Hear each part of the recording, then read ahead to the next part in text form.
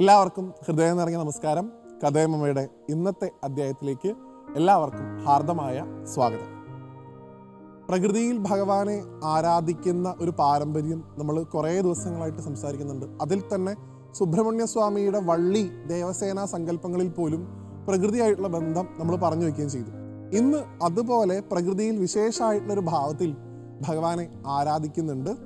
ആ ഭാവത്തിന് പുറകിലുള്ള കഥയാണ് ഇന്നത്തെ ദിവസം നമ്മൾ കഥയമയിൽ ഉൾപ്പെടുത്തിയിട്ടുള്ളത്. ആ കഥ ഭഗവാന്റെ നാഗസുബ്രഹ്മണ്യ ഭാവത്തെ, സുബ്രഹ്മണ്യനും സർപ്പവും എന്നുള്ള ഭാവത്തിൽ ചിന്തിക്കാവുന്ന ഒരു കഥയാണ്. ആദ്യം ആ കഥ നമുക്കൊന്ന് കേൾക്കാൻ ശ്രമിക്കാം. ഭഗവാന്റെ അവതാരം, ആ മഹാദേവന്റെ 6 മുഖങ്ങളിൽ നിന്ന് ഉണ്ടായിട്ടുള്ള 6 ജ്യോതിസുകൾ, അത് ശരവണപ്പൊയ്കയിൽ 6 കുട്ടികളായിട്ട് മാറുകയും ആ 6 കുട്ടികൾ ചേർന്ന് ഒരു കുട്ടിയും 6 മുഖമായിട്ട് മാറുകയും അങ്ങനെ ഷൺമുഖനായിട്ടുള്ള മുരുകൻ്റെ അവതാരം ഉണ്ടായതിനെ കുറിച്ച് നമുക്കെല്ലാവർക്കും അറിയാം. അങ്ങനെയുള്ള ആ ഭഗവാൻ അദ്ദേഹത്തിൻ്റെ വിദ്യാഭ്യാസ കാലഘട്ടത്തിലേക്ക് കടക്കുമ്പോഴാണ് ഈ കഥയെ അനുസ്മരിക്കാനുള്ളത്. ഏതാണ്ട് വിദ്യ അഭ്യസിക്കേണ്ട സമയം ഭഗവാൻ ആയിന്ന് തോന്നി. ആ സമയത്ത് ഭഗവാന്റെ രക്ഷിതാക്കളായിട്ടുള്ള പാർവതി പരമേശ്വരന്മാർ ബ്രഹ്മാവിൻ്റെ അടുക്കലേക്ക് ഭഗവാനെ വിദ്യ നേടുന്നതിനായിട്ട് അയച്ചു എന്നാണ്. അവിടെ ഭഗവാൻ വളരെ വിനയത്തോടു കൂടി ചെല്ലുന്നു. ബ്രഹ്മാവ് അവന് പാഠങ്ങൾ പഠിപ്പിക്കാനായിട്ട് അവിടേക്ക് എത്തുന്നു.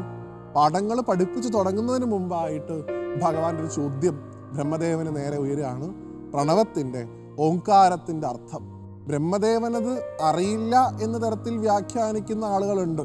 അതിനേക്കാൾ നല്ലത് എനിക്ക് തോന്നിയിട്ടുള്ളത് പലപ്പോഴും ബ്രഹ്മദേവൻ അറിയാത്തതായിട്ടുള്ള ഒരു പ്രണവരഹസ്യം എന്നതിനേക്കാൾ ഉപരി ഒരു കുട്ടിയുടെ ചോദ്യം ഇത്രയും ചെറുപ്രായത്തിൽ തന്നെ ഇത്തര ഗൗരവമായിട്ടുള്ള ചോദ്യങ്ങൾക്കൊന്നും ഉത്തരം പറയേണ്ടെന്നൊരു മനോഭാവം ചിലപ്പോൾ അദ്ദേഹത്തിന് ഉണ്ടായിട്ടുണ്ടാവാം.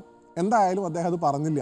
ആ സമയത്താണ് ഭഗവാൻ ഓംകാരത്തിൻ്റെ, പ്രണവത്തിൻ്റെ അർത്ഥം അറിയാത്ത ഒരാളാണോ സൃഷ്ടി നടത്തുന്നത്?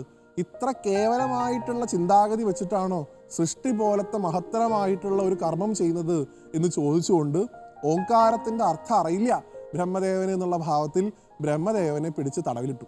എന്നിട്ട് ഭഗവാൻ തൻ്റെ കൈലാസത്തിലേക്ക് തിരിച്ചുപോയി എന്നാണ്. അവിടെ ചെന്ന് ശ്രീപാർവതിയോടും ഒപ്പം ഭഗവാന്റെ അച്ഛനായിട്ടുള്ള മഹാദേവനോടും ഈ രംഗം ഭഗവാൻ വിസ്തരിക്കുന്നു. ആ സമയത്ത് ദേവിക്കുണ്ടായ ചിന്താഗതിയല്ല മഹാദേവനുണ്ടായതെന്നാണ്. മഹാദേവൻ സമചിത്തതയോടുകൂടി ആ ഉണ്ണി പറയുന്നത് കേൾക്കുന്നു. ഭഗവാന്റെ ഒരു ചോദ്യം ആ കുട്ടിയുടെ മുഖത്തേക്ക് നേരെ ഉയരുകയാണ്. ഉണ്ണി, ബ്രഹ്മാവ് പറയുന്ന ഉത്തരം ശരിയാണോ തെറ്റാണോ എന്ന് അറിയണമെന്നുണ്ടെങ്കിൽ താങ്കൾക്ക് അതിൻ്റെ ഉത്തരം അറിയണമെന്നല്ലോ. തനിക്ക് ആ ഉത്തരം നിശ്ചയം ഉണ്ടാവും ഉണ്ണി എന്നാണ് ഭഗവാൻ ചോദിച്ചത് സ്വന്തം മകനോട്. ആ മകൻ എന്ന് പറഞ്ഞു കഴിഞ്ഞാൽ അത് ശിവന്റെ മകനാണ്. ശിവൻ എന്ന് പറഞ്ഞാൽ തന്നെ അറിവാണ്. ആ അറിവിനെ കടഞ്ഞെടുത്തുണ്ടായിട്ടുള്ള മകനാണ് സുബ്രഹ്മണ്യ സ്വാമി. അദ്ദേഹത്തിന് അറിയാത്തതായിട്ട് ഒന്നുമില്ല. അദ്ദേഹം വളരെ ആത്മവിശ്വാസത്തോടു കൂടി അച്ഛനോട് പറയുന്നു, അച്ഛാ, എനിക്കറിയാം പ്രണവത്തിൻ്റെ, ഓംകാരത്തിൻ്റെ അർത്ഥം. അങ്ങനെ സ്വന്തം അച്ഛന് ഭഗവാൻ അത് പറഞ്ഞു കൊടുക്കുന്നൊരു ഭാവമുണ്ട്. ഭഗവാന്റെ തോളിൽ കയറി ഇരുന്നുകൊണ്ട്, ഉയർന്ന പ്രദേശത്ത് ഇരുന്നുകൊണ്ട് സാക്ഷാൽ മുരുകൻ തൻ്റെ അച്ഛന് വേദത്തിൻ്റെ, ഓംകാരത്തിൻ്റെ അർത്ഥം പറഞ്ഞു കൊടുത്തു എന്നാണ് കഥയിൽ പറയുക. അങ്ങനെ ഭഗവാൻ സ്വാമിനാഥനായി. എന്തായാലും ഉത്തരമൊക്കെ കേട്ട സമയത്ത് അതാണ് മഹാദേവന്റെ മഹത്വം. പറയുമ്പോൾ കുട്ടി വലിയ പണ്ഡിതനാണ്, വലിയ അറിവുള്ള ആളാണ്. എങ്കിലും ഭഗവാൻ പറയുന്നു, മോനെ, നീ ചെയ്തതൊക്കെ കുറച്ച് കടന്ന കൈയായിപ്പോയി. കാരണം അറിവിൻ്റെ പേരിൽ ഒരാളെ, പ്രായത്തിന് മുതിർന്ന ആളെ, പ്രത്യേകിച്ച് ബ്രഹ്മദേവനെ പോലെ ഒരാളെയൊക്കെ തടവിലിടുക എന്ന് പറഞ്ഞാൽ അതൊട്ടും അനുകരണീയമായിട്ടൊരു കാര്യമല്ല. അതുകൊണ്ട് ആ ചെയ്ത തെറ്റിനുള്ള പ്രായശ്ചിത്തം ചെയ്യണമെന്നാണ് ഭഗവാൻ പറഞ്ഞത്. ബ്രഹ്മാവിനെ തടവിലിട്ട ആ തെറ്റിന് പ്രായശ്ചിത്തം ചെയ്തിട്ട് വരൂ.